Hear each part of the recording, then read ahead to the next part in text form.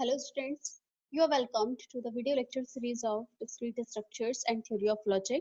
In this video lecture, we will study about homomorphism and isomorphism of group.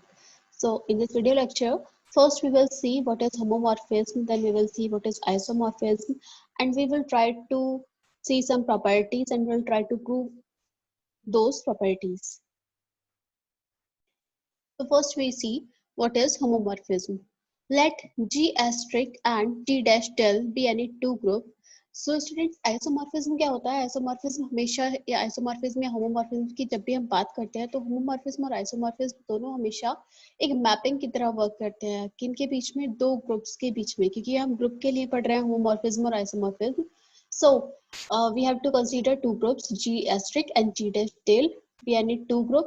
A mapping F from G to G dash, it means F such that G to G dash is called homomorphism of G to G dash. यानी कि अगर हम एक mapping कर दें F G से G dash में, जहाँ पर G dash का जो ऑपरेशन है वो एस्ट्रिक है और G dash का जो ऑपरेशन है G dash के लिए कंपोजिशन क्या है? डेल. So if अगर ये कंडीशन सेटिस्फाई होती है तो ये होमोमॉर्फिज्म जो F फंक्शन हमने बनाया है ये होमोमॉर्फिज्म डिनोट करेगा. कंडीशन क्या है? F A क्रॉस B, यानी कि पहले ग्रुप के जो ऑपरेशन है एस्ट्रिक उसके रिस्पेक्ट में हम A एस्ट्रिक B निकालें उस मैपिंग के लिए तो वो इक्वल आना चाहिए F A del F B. So this is the most important property. तभी आपका इस ये प्रॉपर्टी होल्ड होने पर ही जो आपकी F मैपिंग है G से G डैश में वो क्या शो करेगी? होमोमॉर्फिज्म. राइट. सो अगेन हम रिपीट करते हैं. अगर आपके पास दो ग्रुप है, एक का ऑपरेशन है एस्ट्रिक के रेस्पेक्ट में ग्रुप है, दूसरा जी डैश डेल के रेस्पेक्ट में ग्रुप है, तो अगर हम मैपिंग क्रिएट करें जी से जी डैश में एफ, तो मैपिंग कब कहलाएगी? जब आपकी ये कंडीशन फुलफिल हो. F A asterisk B equal to F A del F B. Right. For all A comma B belongs to G, जहाँ पर ए कॉमा बी इस जी ग्रुप को बिलोंग कर रहे हैं. राइट. तो होमोमॉर्फिज्म और हमारी दो तरह की होती है, homomorphism into and homomorphism onto. तो दो तरह की हम पढ़ेंगे, homomorphism into and onto. So what is homomorphism into? In homomorphism into what we see that कि आपकी into mapping होनी चाहिए. Right. So a mapping F from a group G into a group G dash is said to be homomorphism of G into G dash if A asterisk B equal to F A del F B for all A comma B belongs to G. यानी कि हमने कहा कि अगर वो वही mapping into को denote करे तो होमोमॉर्फिज्म इनटू कहलाएगा. ये कंडीशन होल्ड होने पर F A equal to F B वाली ये जो कंडीशन है, इस कंडीशन के होल्ड होने पर होमोमॉर्फिज्म इनटू को डिनोट करेंगे. देन आते हैं homomorphism onto. A mapping F from group G onto a group G dash, यानी कि अगर आपकी मैपिंग onto है then ये होमोमॉर्फिज्म कहलाएगा if F A asterisk B equal to F A del F B for all A comma B belongs to G. So this is the condition of homomorphism into and homomorphism onto. Now we will discuss some example. Let's say we will understand this concept of homomorphism with an example, and example is given that let G be a group of integers. एक group दिया है आपको integers group under addition, right? यानी कि जो group का operation है वो क्या है? Addition. and G dash equal to G, जो G है वो G dash है, दोनों सेम है. and let fx equal to 3x, fx जो है वो 3x एक फंक्शन दिया हुआ है आपको, right? तो ये हमें शो करना है कि होमोमॉर्फिज्म होगा या नहीं होगा. राइट. ये जो f फंक्शन है ये होमोमॉर्फिज्म डिनोट करेगा या नहीं करेगा. क्योंकि अगर g का ऑपरेशन इन्होंने एडिशन दिया है और g डैश इक्वल है g के, सो ऑब्वियसली बात है g डैश का भी ऑपरेशन एडिशन ही होने वाला है. बिल्कुल राइट. सो fx में अगर हम x प्लस वाई पुट करें, लेट्स से दो वैल्यू हमने ले ली x and y, fx plus y निकाले तो x की जगह x प्लस वाई पुट करेंगे तो यहाँ पर भी x की जगह राइट हैंड साइड में x प्लस वाई आ जाएगा तो 3x प्लस वाई हो जाएगा. अब इसको मैं ब्रेक करके लिख सकती हूँ क्या? 3x plus 3y. हमने क्या किया? ब्रैकेट ओपन किया, 3 की मल्टीप्लाई की तो 3x प्लस 3y लिख दिया. अब 3x को अगर हम ऑब्जर्व करें तो ये किसकी वैल्यू है? ये fx की वैल्यू है. एंड 3y को अगर ऑब्जर्व करें तो अगर मैं इसकी जगह y कर दूँ तो ये किसकी वैल्यू जाएगी? fy की. राइट. तो हम एफ एक्स प्लस वाई लेकर चले थे, एफ एक्स प्लस वाई हमने निकाला और ये हमें अलग अलग F X plus F Y मिल गया. राइट. ब्रेक करके मिल गया. तो यही कंडीशन इस कंडीशन को डिनोट कर रहा है. F A asterisk B equal to F A del F B इसको डिनोट कर रहा है. So F is a homomorphism. This is the example of homomorphism. इस तरह से आप होमोमॉर्फिज्म डिसाइड कर सकते हैं अगर आपकी ये कंडीशन होती है। Then now we will see what is isomorphism. Isomorphism of group. Isomorphism भी यही कंडीशन फॉलो करती है, बट आइसोमॉर्फिज्म के लिए क्या होना चाहिए, जो मैपिंग है आपकी वो 1 1 एंड ऑन 2 होनी चाहिए, राइट।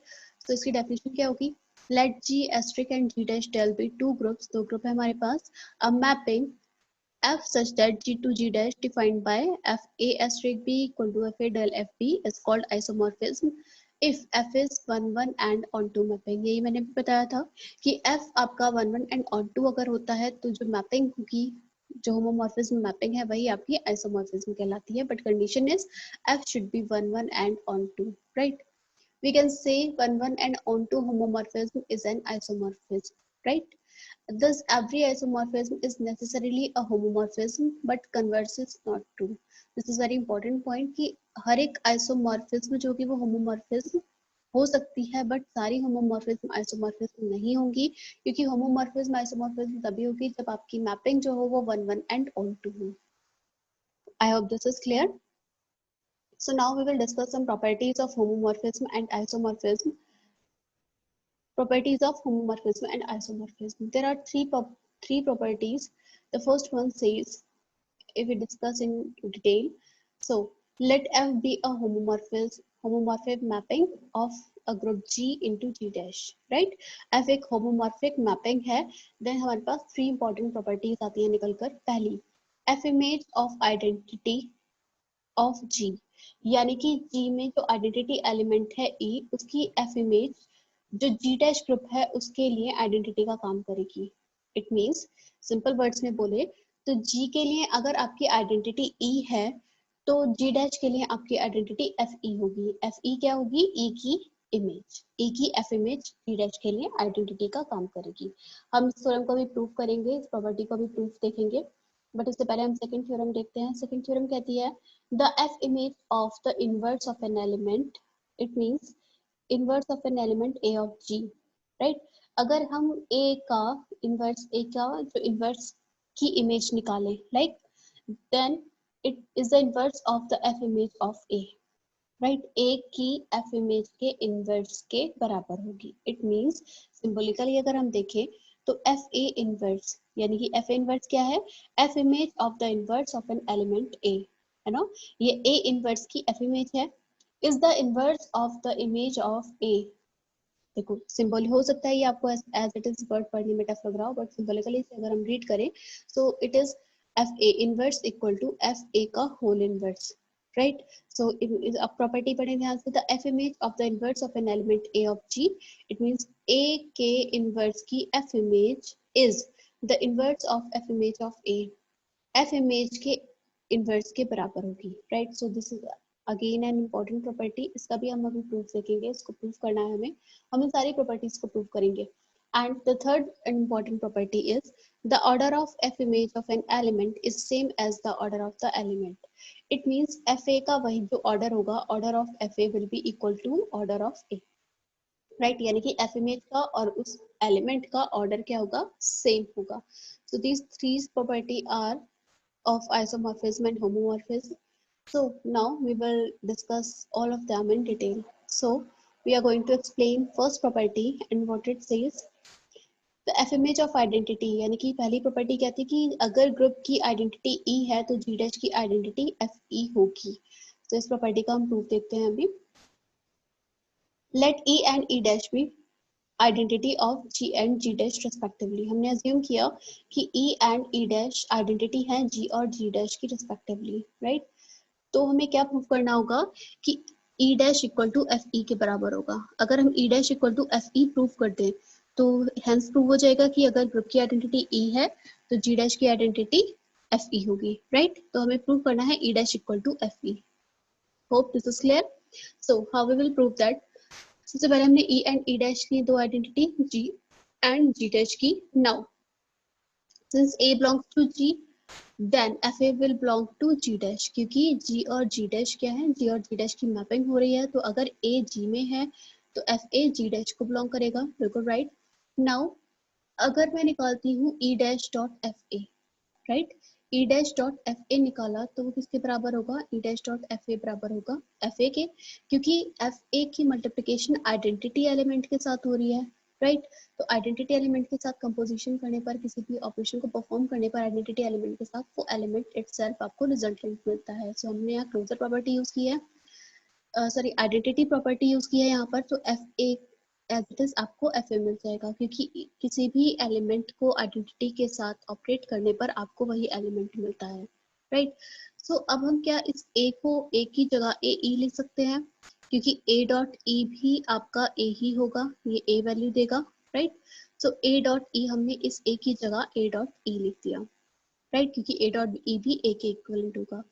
अब क्योंकि होमोमॉर्फिज्म शो हो रही है, राइट, तो होमोमॉर्फ एफ क्या है, एफ एक होमोमॉर्फिक ग्रुप है, तो एफ ए को हम ब्रेक करके लिख सकते हैं एफ ई, एफ ए ई को हमने एफ ई डॉट एफ ए लिख दिया यहाँ पर नेक्स्ट स्टेप में। एफ ई डॉट एफ ए लिखने पर अब क्योंकि लेफ्ट हैंड साइड में यहाँ पर क्या था ई डैश, ये तो ई डैश मिलेगा एज इट इज, तो हम ई डैश लेकर चले थे, राइट। तो ई डैश आपको क्या मिल गया, एफ ई के बराबर, क्योंकि आपका एफ ई डॉट एफ ए क्या होगा, ये तो आपकी एफ ई क्या है, एफ ई डॉट एफ ए आइडेंटिटी एलिमेंट है, तो आपको ई डैश यहाँ से क्या होगा, देखिए एल एच एस में था, एल एच एस में था आपका E dash dot F A, right, R H S में है F E dot F A, right. So यहाँ पर क्या हो रहा है, एफ ए से ये एफ ए कैंसिल हो रहा है, कैंसिल होने पर आपको क्या मिल रहा है, E dash equal to F E, यही हमें प्रूफ करना था कि ई डैश आपका एफ ई के बराबर होगा। This is very simple proof, हम इसे एक बार और देख सकते हैं क्योंकि इंपॉर्टेंट प्रॉपर्टी है, so we are going to see that again. Let's say E and E dash दो आइडेंटिटी है जी और जी डैश की, जी की आइडेंटिटी है ई, जी डैश की आइडेंटिटी है ई, ए बिलोंग्स टू जी, तो क्लियर है कि एफ ए जो ए की एफ इमेज है वो जी डैश को बिलोंग करेगी, क्योंकि जी से जी डैश में मैपिंग हो रही है, राइट। सो अगर हम ई डैश डॉट एफ ए निकालें, क्योंकि आइडेंटिटी एलिमेंट से किसी भी एलिमेंट का कंपोजिशन निकालने पर वही एलिमेंट इटसेल्फ मिलता है, तो ई डैश एफ ए किसके बराबर होगा, एफ ए के। अब हमने इस एफ ए की जगह, क्योंकि ए की जगह ए डॉट ई लिख सकते हैं, तो हमने इस ए की जगह क्या लिखा, ए डॉट ई। अब क्योंकि थ्योरम में गिवन है कि एफ आपका आइसोमॉर्फिक ग्रुप है, जो प्रॉपर्टी है वो क्या है, एफ आपका होमोमॉर्फिक शो हो रहा है, तो इसको हम ब्रेक करके लिख सकते हैं एफ ई डॉट एफ ए। अब हम एलएचएस में लेकर चले थे ये वाला पार्ट, राइट, जिसे मैंने ये डार्क सर्कल किया, E dash dot F A, और आरएचएस में मिला F E dot F A, right. तो एफ ए से एफ ए आपने कैंसिल किया, देन आपको finally E dash equal to F E मिल गया, राइट। और ई डैश किसकी आइडेंटिटी थी, ई डैश थी जी डैश की आइडेंटिटी, तो हम क्लियरली कह सकते हैं कि F E is the identity of G dash, यही हमें प्रूफ करना था, राइट। सो फर्स्ट थ्योरम कहती है कि अगर ई जी का आइडेंटिटी है then F E G dash की आइडेंटिटी होगी। Hope this is clear to you all. Now we are going to prove the second property, and second property बोलती थी हमें कि F A inverse equal to F A का whole inverse, ये हमें prove करना है, right. For proving this what we will do, we will see that let E, if E is the identity of G, अगर G की identity E है तो F E G dash की identity होगी, बिल्कुल right. If A inverse is the inverse of A in G, अगर A inverse A का inverse है देन हम इनवर्स प्रॉपर्टी यहाँ लगा सकते हैं, A inverse dot A equal to E equal to A inverse. Now A inverse A equal to E, right. So हम इन दोनों में फंक्शन ले सकते हैं, हमने फंक्शन ले लिया, दोनों साइड फंक्शन पुट किया, F A inverse A equal to F E, right. अब क्योंकि एफ एक होमोमॉर्फिक ग्रुप है तो इसको ब्रेक कर सकते हैं, F A inverse dot F ए लिख सकते हैं, तो हमने इसको ब्रेक किया F A inverse dot F ए, इस वाले पार्ट को हमने इसको दो पार्ट में ब्रेक किया, होमोमॉर्फिक प्रॉपर्टी लगाई, F A inverse equal to F A equal to right hand side में as it is F E रहा। नाउ अगेन इसे लेट्स से मैंने बोला इसे इक्वेशन 1, राइट। इसे इक्वेशन 1 लेने के बाद अब हम देखते हैं दोबारा से, क्योंकि A A inverse equal to E है, नाउ हमने लिया A A inverse equal to E, right. तो हम दोनों साइड फंक्शन ले सकते हैं, जैसे अभी हमने ऊपर अभी फंक्शन लिया था, तो इसको इस फंक्शन को अगेन ब्रेक किया, तो ये आपको मिला F A inverse equal to F E. तो अगर मैं दोनों इक्वेशन को लेट्स से मैंने इसे इक्वेशन 2 बोला, तो हम देख रहे हैं कि 1 और 2 की आरएचएस इक्वल है, दोनों साइड एफ ई है, सो हम इन दोनों को इक्वल रख सकते हैं एलएचएस को, हमने यहाँ पर एलएचएस को इक्वल रखा। अब अगर हम इनवर्स की प्रॉपर्टी फॉलो करें, राइट। सो इन्वर्स की प्रॉपर्टी क्या कहती है कि आपको इन्वर्स किसी भी एलिमेंट का, ये सपोज ये आपको एलिमेंट है और ये सपोज उसका इन्वर्स है, राइट। तो ए इन्वर्स करने पर आपको आइडेंटिटी एलिमेंट मिलता है। एफ ई क्या है? एफ ई एक आइडेंटिटी एलिमेंट है, राइट। तो हम यहाँ पर क्लियरली देख पा रहे हैं कि अगर ये एलिमेंट है, लेट्स से हमने ई बोला, तो एफ ए क्या हो जाएगा? एफ ए उस एलिमेंट का इन्वर्स कहलाएगा, यानी कि ये क्या हो जाएगा? ये एफ ए हो जाएगा आपका ई inverse.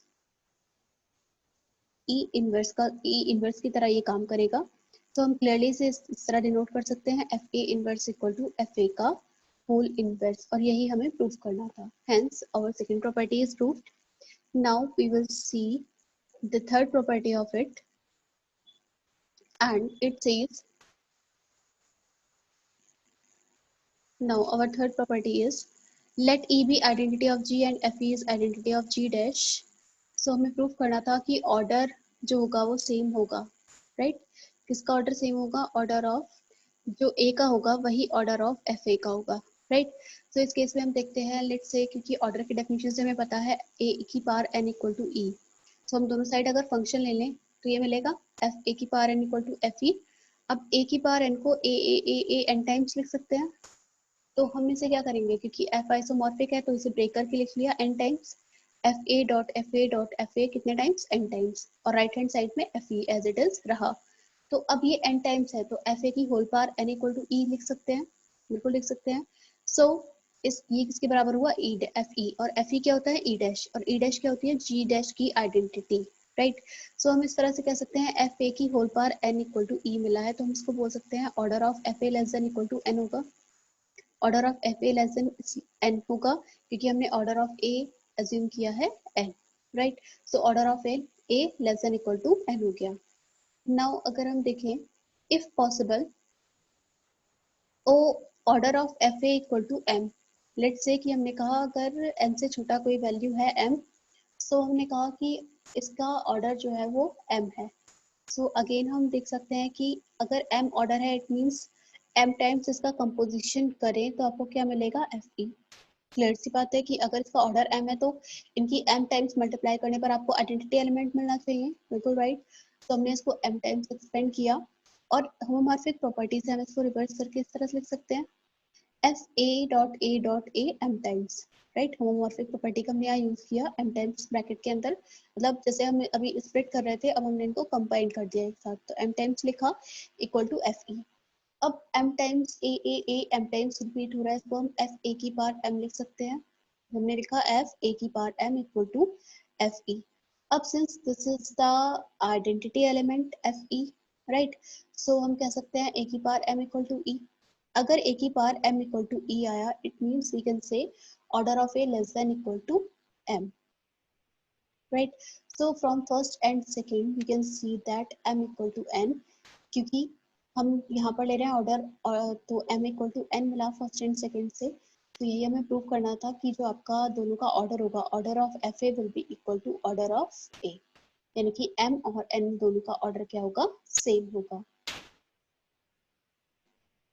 So I think students ये होमोमॉर्फिक एंड आइसोमॉर्फिक ग्रुप आपको क्लियर होगा। इनकी हमने तीनों प्रॉपर्टीज का प्रूफ भी देखा। So students, thanks a lot for watching this video.